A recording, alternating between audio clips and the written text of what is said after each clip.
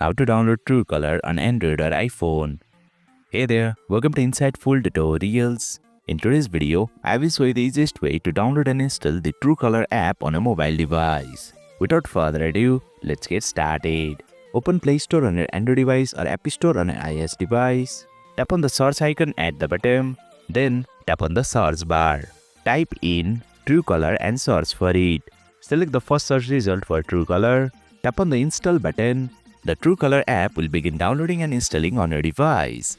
Please note that the installation time may vary depending on your internet speed, so please be patient. Once the installation is complete, you can now use the Truecaller app on a mobile device. Simply tap the open button, give all the necessary permissions, then log into your account if you have one or sign up for a new account. After that, you will be all set to use the Truecaller app. And that's it. You have successfully downloaded the Truecaller app on a mobile device. If you found this video helpful, don't forget to hit the like button and subscribe to our channel for more insightful tutorials.